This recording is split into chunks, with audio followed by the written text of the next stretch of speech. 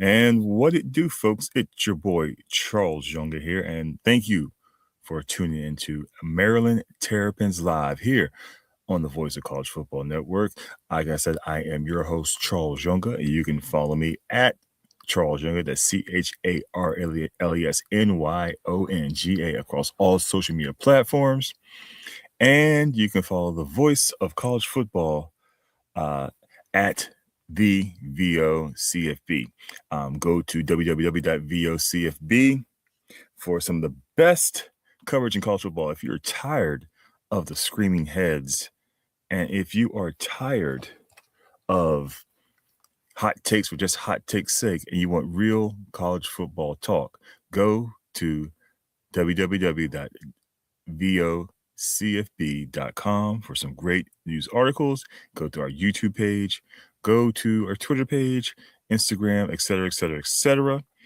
And please do us the huge favor and hit that like button, hit that subscribe button, share it with your friends, leave a comment, and see what we have to talk about here. It helps the algorithm, helps us get our message out to all of those who want to follow us here at the Voice of College Football. Like I said, I am your host, Charles Young. And first off, we're going to talk a little bit about last night's game in the Fiesta Bowl. Miami defeated Ole Miss 31-27 in the college football playoff semifinals in a fantastic back and forth matchup between two teams who, just to be honest with you, a lot of people thought that Miami shouldn't have gone there. A lot of people thought that it should have been Notre Dame. Like, why is Miami in there? They didn't win their conference, blah, blah, blah. They were a 10 seed. They should not have made it. But somehow Miami has made it to the finals of the college football players, playing for the first championship in over 20, I think it's 23 years. Was it 2001, I believe, that ridiculously amazing the Miami team that had like something like, was it 10 draft picks, 10 first round picks in that team? You had, I think it was that team. Who was on that team? I want to say Ed Reed. I think it was Andre Johnson. Jeremy Shockey was on that team, I believe. A young Greg Olson. That team, that 2000, that and that LSU team with Joe Burrow were like probably considered the two greatest, most talented football teams in college football history. But let's get back to the game where, like I said, the Miami Hurricanes, the U, defeated Ole Miss Rebels 31-27 in the semifinals of the Vabro Fiesta Bowl. This game was interesting because it was what you would call I wouldn't say not a barn burner, but a competitive matchup between teams who were just fantastic on both sides of the ball. 87-year-old Carson Beck was 23 of 37 for 268 yards, two touchdowns, and an interception. Mark Fletcher ran the ball extremely efficiently. He carried the ball 20 times for 133 yards, averaged 6 yards a carry. Keelan Marion and Malachi Tony both averaged over 16 yards a catch and both got a touchdown, with Marion having 114 on 7 catches, while Tony had 81 on 5. Now, on the other side of the ball, we had Trinidad Chambliss, who was electrifying the fans with his performance in his first 2 games. Was kind of held in check a little bit.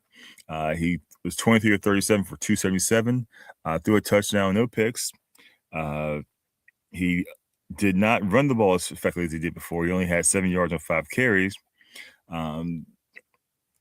Ole Miss did run the ball well behind Keelan Lacey. He had 11 carries or 103 yards, even though 73 of those yards were on a touchdown run that put the game. That was a pretty interesting part of the game where he just brushed through the hole, and it looked like Miami had no chance of catching this guy. It was probably the most perfectly blocked run I've seen in college football in a long time. But Yeah, this is interesting. This Miami team was physical. They were imposing their will in that run game. They ran the ball a total of 50 times. That's a lot. 50 rushes in the. When's the last time you heard about 50 rushes in a professional? No, well, technically it's kind of professional now, but in a football game in the modern era of throwing the ball, gunslingers, or running, shooting, spread offenses. How many times have you heard a team run the ball 50 times? I'm sorry, 51 times for 191 yards. It was like they would just, and as a team as a whole, Miami outgained Ole Miss 459 to 398 to prove they're trying to prove the point and say, hey, we are here. We are not a fluke. We earned our spot, and we are going to take it to you. Now, a couple of things that I noticed about this game was Ole Miss kicker Lucas Carniero missed a 50-yarder, I believe it was, 50-something yarder. He made a 58-yarder, but he missed a 55-yarder. That probably would have been the difference of this game, because that would, if they were up at that point, who knows what happened. But heck of a performance by the Miami Hurricanes. When shoot them their props, give them their flowers, and let them know, hey, whoever wins in that game coming up tonight, which we will talk about a little bit later in the show, between Indiana and Oregon, is going to have their hands full with this Miami team and their 800-year-old quarterback. But when we come back, we're going to talk a little bit more about Maryland recruits and what's going on with the football team here in College Park. Stay tuned for more Maryland Terrapins Live right here on the Voice of College Football. I am Charles Younger, and we'll be right back. College football is even more exciting when you've got some action on the line, and the games are even better when you're cashing in. And the Voice of College Football is the place to be to get the greatest value. Start with my picks. 75% against the money line, 58% against the spread, and I've got a 40-plus year track record. 11-0 in the college football playoff for me last year against the money line, 8-3 against the spread. And I'm just the warm-up act. Steve Merrill of Wager Talk is our ace in the hole, show stopper. 7 years with the Voice of College Football, over 30 years in the industry. Steve gives us analysis on all the big games, but you can't miss Steve's weekly under-the-radar pick. 28-12 against the spread the last 3 years. You also get picks from some of our top analysts here at the Voice of College Football, including Corey Bratta, Matt Zemek, and Steve Dace. Check out those numbers. Become a YouTube or Patreon member for just $99 per month. Go to the main channel on YouTube, click join, and then select the betting tier. Do the same thing on Patreon. Make 2025 a winner now. Make 2025 a winner now. However, if you do find yourself in the struggles with gambling, please feel free to reach out to 1-800-GAMBLER, as they are the right institution to help you fix those gambling problems. It is a disease. It is something that has me kind of worried. On a side note, about 1,800 gambling apps you see all over the place being advertised everywhere. Like I said, it's DraftKings, FanDuel, Caesars, BetMGM, Bet365, so many of them out there. But if you feel you're overwhelmed with all this gambling information, please dial 1-800-GAMBLER to help you control those unnecessary urges to bet the mortgage, bet the car, bet the kids' college tuition, don't do that. 1-800-GAMBLER, and go from there. Okay, next we're going to talk a little bit about Maryland recruiting here on Maryland Terrapins Live on the Voice of College Football. Maryland has had some interesting turn of events when it comes to their rosters, because they've had a lot of turnover recently. They had let's see, I'm going to have my notes right here. They had a couple players transfer in.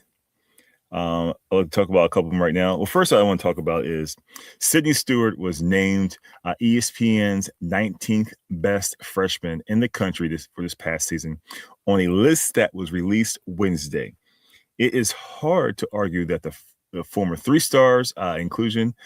Stewart is on the scene 2025 with 4.5 sacks, 7 tackles for loss in his first 4 games en route to 7 sacks overall, 10.5 tackles for loss for the whole year. It's important to note that he was playing through injury the second half. However, his edge rush partner, Zahir Mathis, was not included on that list as one of the top freshmen in the nation. Okay. The Terps, let's go to the transfer portal. The Terps received former USC running back Harry Dalton back on January 6th. The USC rising redshirt freshman was a 5'10", 205-pound running back. In 4 games last year, he had 8 carries for 44 yards, so along with 21. Dalton was obviously he was not feeling he's getting his opportunity in Southern California, so he decided to transfer to the East Coast, where since he found himself towards the bottom of the depth chart in USC, which is going to be interesting next year when we do play USC, where he will be on the depth chart. Will he be starting, or will he be battling DeJuan Williams or Nolan Gay for the starting running back position?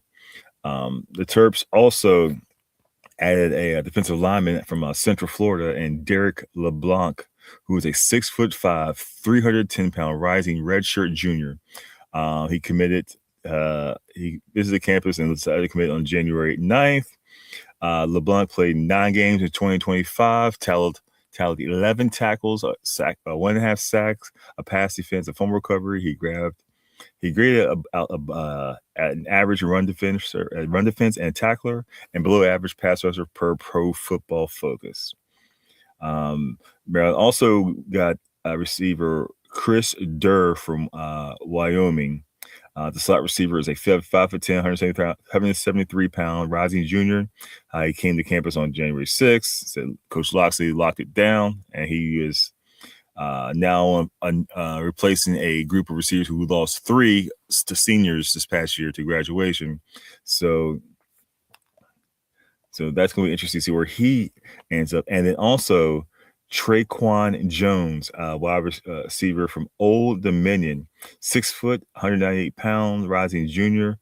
He came on January 3rd and committed 3 days later. I'm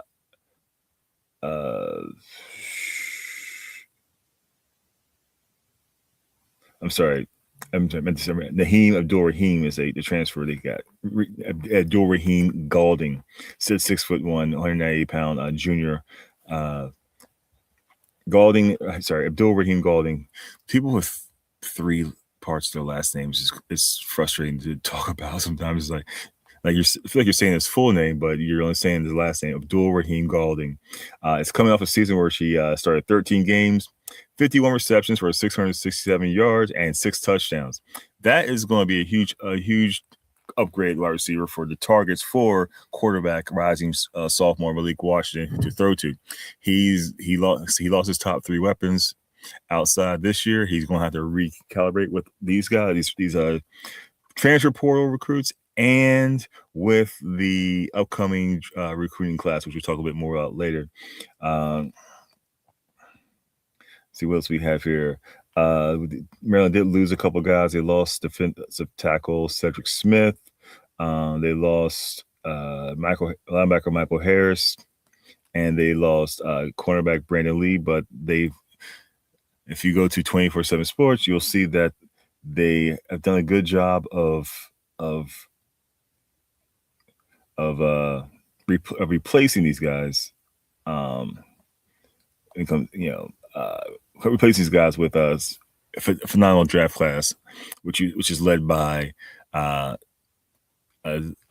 Zion Ellie from Baltimore. So, but when we come back, I'm going to talk a little bit more about the college football playoff as we do a preview of Indiana versus Oregon in a rematch from earlier this year, where Indiana won 30-20 in Eugene, Oregon. So when we come back, we'll talk a little bit about that. We'll talk a little bit more about Merlin.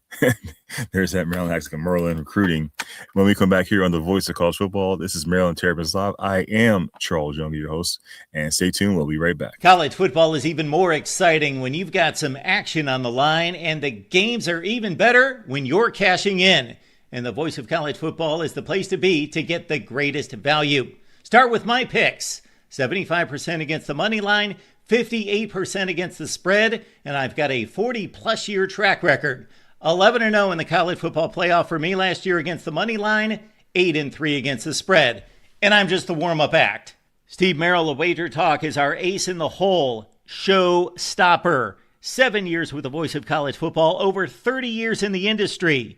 Steve gives us analysis on all the big games, but you can't miss Steve's weekly under-the-radar pick.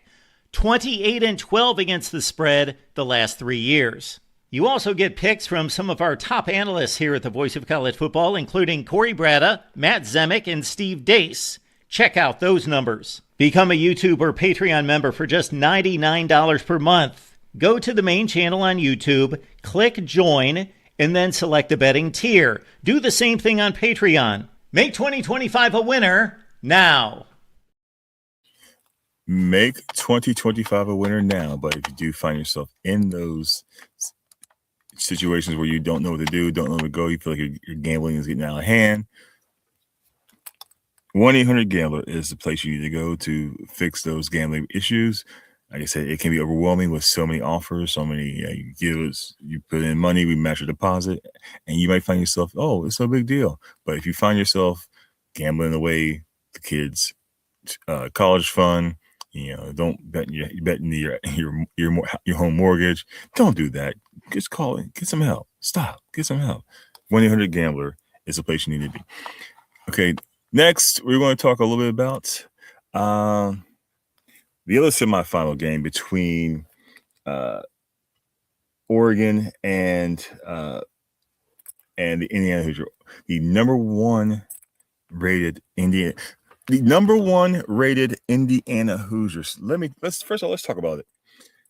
When in your lifetime have you ever thought of saying a term? The Indiana Hoosiers are the best football team in the United States. There's a point you can say they're the best basketball team in the United States, one of the best basketball programs.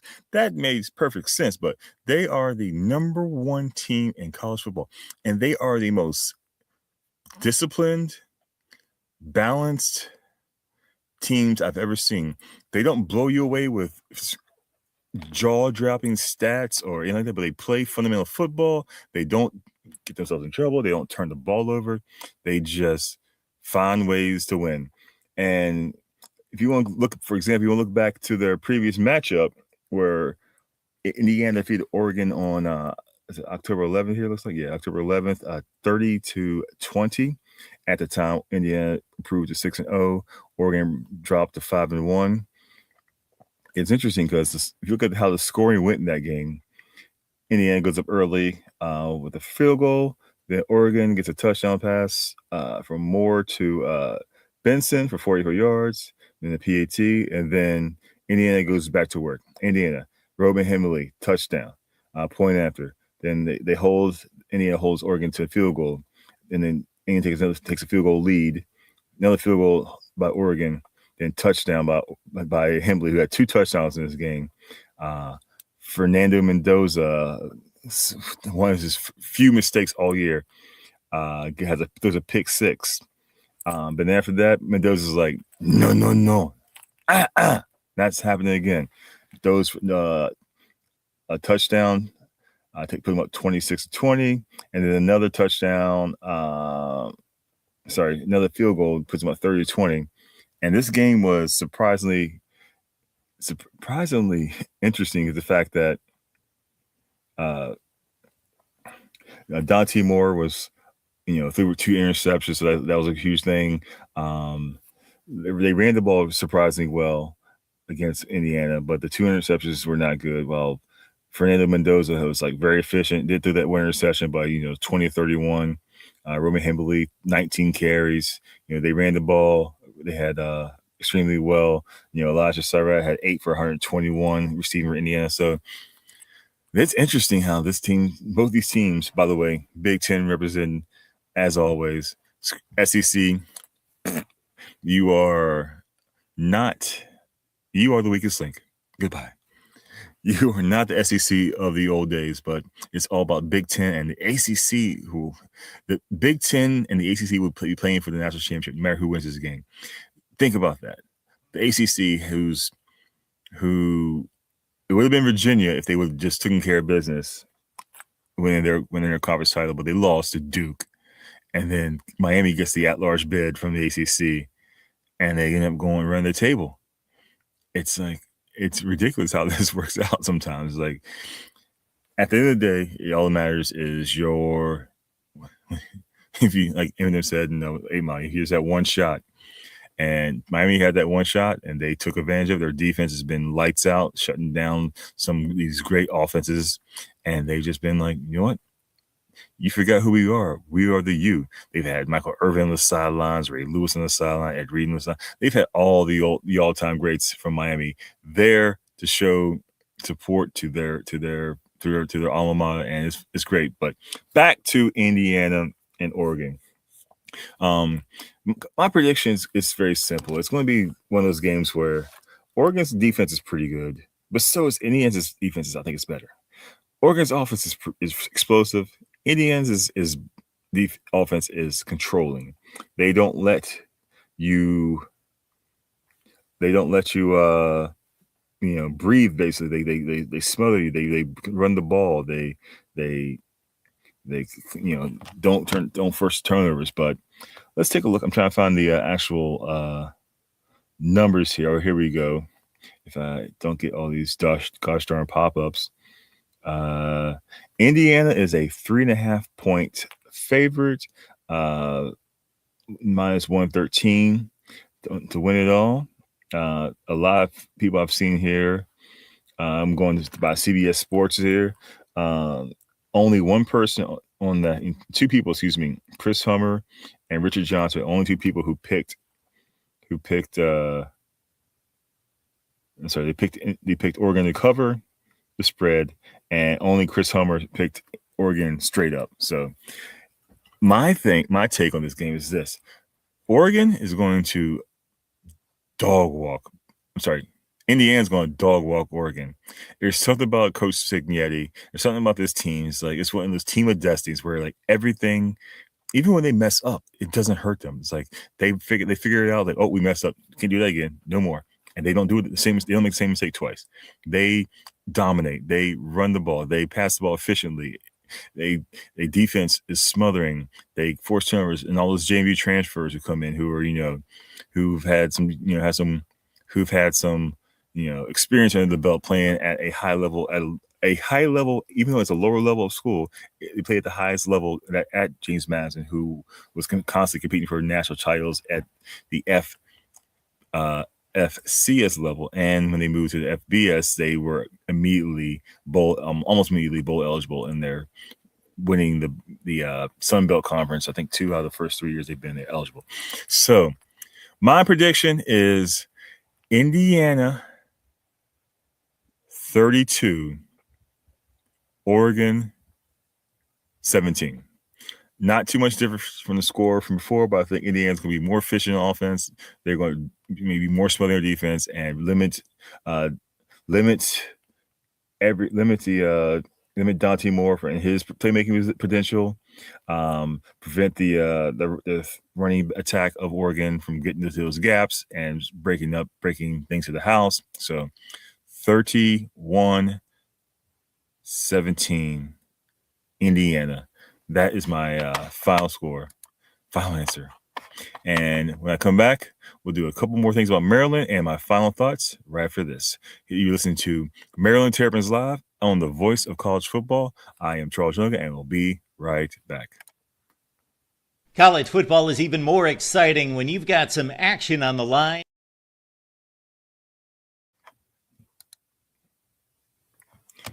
Oh, that didn't play very long. That was interesting.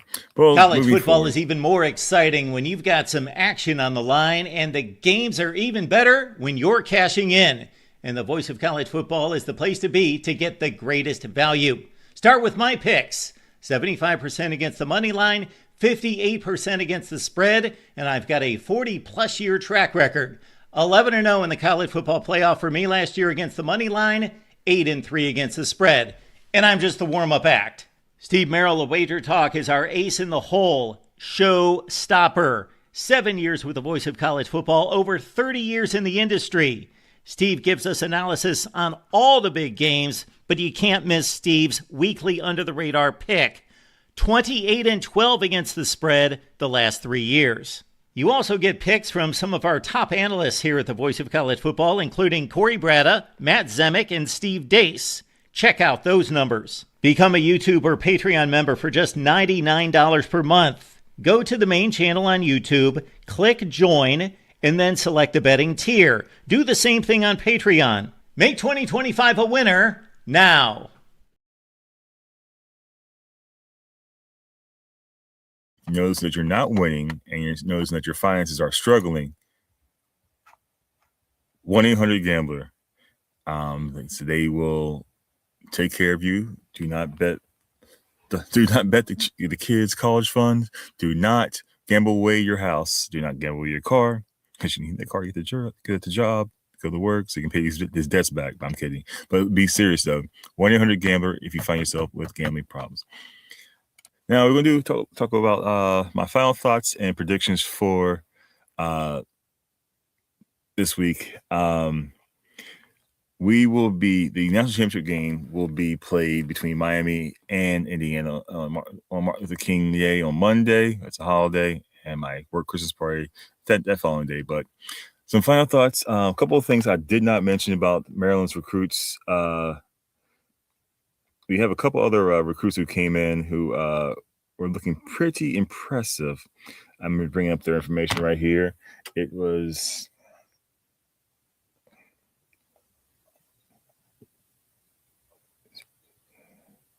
We had a defensive back from coming in from Boston College. I just had it right here. Excuse me.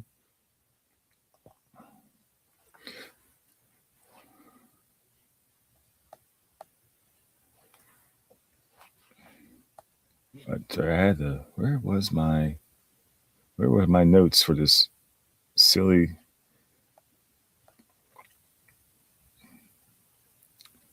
Well, we'll come back to that later. I thought I had my notes over here, but apparently I misplaced a note, so that happens. But my final thoughts for today is this college football playoff has been extremely exciting. Some ups and downs, some craziness, some surprises with Miami running the table, some disappointments with the top seeds, the 2, the 3, the 4, all going out quick early. It's been this is what they wanted. They wanted something to be similar to NCAA basketball tournament, where you get those surprise lower seeds making that historic run. Like you want every few years, you want a George Mason, you want a Butler, you want a University of Maryland, Baltimore College, upsetting UVA, the 1 seed. You want stuff like that to happen occasionally, where it makes the fans realize, oh, how many times am I going to watch Alabama play Georgia? For this, how many times I got to watch Michigan play Ohio State? How many times I got to watch Oklahoma play Texas? You bring in more people when you have more options, when you have more, it's the best way. I said option, but it's like that. You have more people interested because there's basically more options. Because when it comes down to, you see the Miami, which used to be a big powerhouse in the 90s and early 2000s, they're working their way back into that powerhouse rotation. Because we had, when the teams all are on the same level playing field when it comes to being able to pay their players, or the players who want to go to the NFL, they don't have to go to Alabama or Georgia or an SEC school. They can go to an ACC school. They can go to a Sun Belt school. They can go to American Conference school, can go to a Mountain West school and get that exposure because every game's on TV, and you can make your team makes the college football playoff, and you have that chance to be on the national spotlight, showing off your skills, like Trinidad Travelers, who was a not high rated prospect coming out of high school, started in Division II, worked his way up. Nice at he had a heck of a run at Ole Miss, to a 12-1 season, a few plays away from making it to the college football final. So that makes those stories sell sports. The underdog story, the come from nowhere stories, those sell sports, and college football hasn't had that in a long time. And on that note, I must say I must bid you adieu. And when I'm with you next, we'll hopefully be with Mark Gray. He'll be back. He's been a busy man this year. He's been calling games for the Heritage Sports Network. He's all over the place. He was in Vegas. He was in New Orleans. He's all over the place. He's a busy man. He's got his other show too. But if you want to follow him, you can follow him at the Sports Groove. And if you want to follow me, that's at Charles Young. That's CharlesNYonga here at Maryland Terrapins Live on the Voice of College Football Network. Stay tuned to us next week when I come back, and we will have more in-depth talk about Maryland recruits, and we'll have more in-depth talk about this college football playoff system. And next week I want to compare and contrast how the other levels of college football do their playoff compared to how Division I FBS does their college football playoff. So like I said, I bid you guys adieu. See you next week, and take care. Spike your hair and say woo, woo, woo. You know it.